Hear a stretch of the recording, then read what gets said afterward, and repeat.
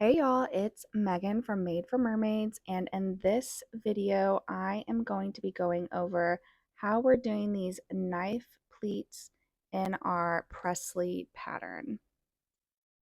You should have two skirt pieces, a front and a back, and there are markings on your pattern piece that you need to mark, or I like to make little snips at the marking. You want to make sure that you don't cut too far in to your skirt piece. There is a 1/2 inch seam allowance.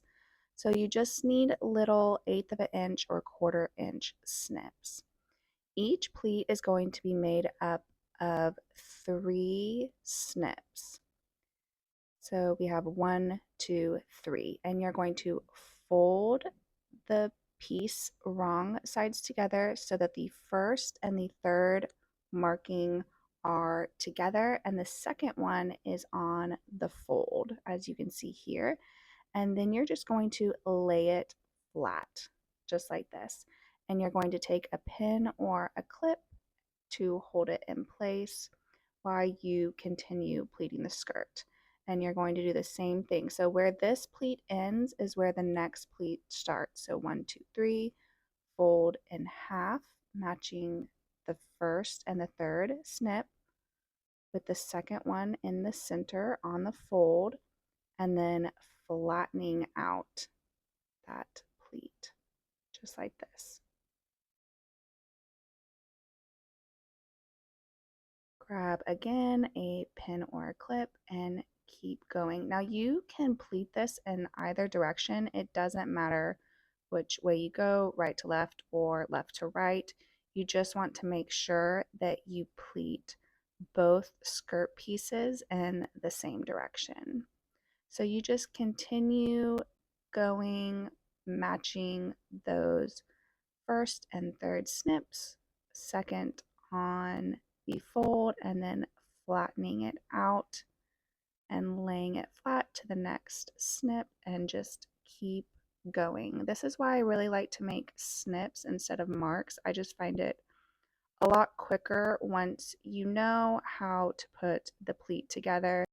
You can just continue to fold and clip as you go. You're just going to continue this on your entire skirt piece, and you should have, when you're complete, you should have 8 total pleats on each skirt piece. On your skirt piece at the each end on the edge, you should have a 1/4 inch that is unpleated, and that is so we can sew our seam allowance later. And here is the final one.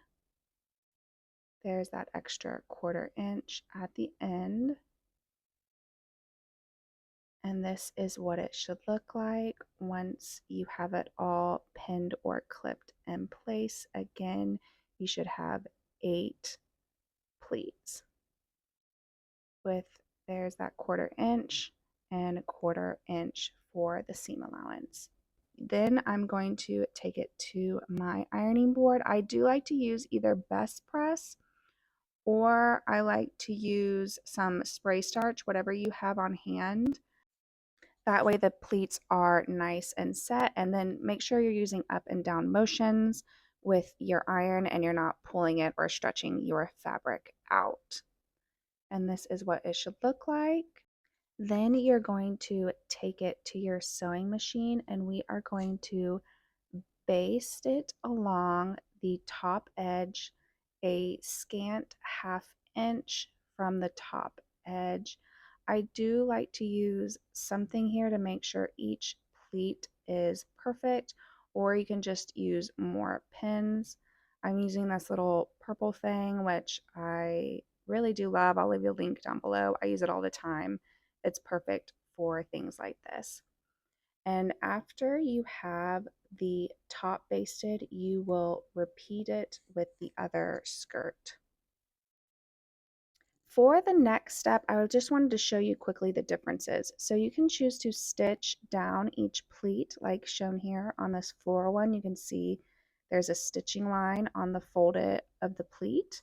And then the blue one is not stitched down. So if you don't stitch the pleats down, you're going to have more ease, especially at that preferred waist and your hips when you're walking, because if you stitch them straight down, then that area where you stitch is going to finish the same as the waistline. So if you want to stitch them down, but you want a little more ease, you can choose to stitch them down at a diagonal. And depending on how diagonal you make your marking will change how much ease you have when walking and wearing the skirt in that area. So at the preferred waist and the hips. As you can see here, again, I'm trying to show you that if you stitch it down straight, you will have less ease. And if you stitch it down diagonal, of course, those pleats will be able to open more, which will give you more room in that preferred waist and your hips. Once you decide if you want those pleats to be permanent and to stitch them down, you're going to measure and mark 1 to 2 inches from the top edge on each fold line. You can again measure this straight or at a diagonal, and then you're going to take it to your sewing machine and you will stitch each pleat along that fold line and marking with a stretch stitch. I like to use a longer triple stitch. And this is what it should look like once it's stitched.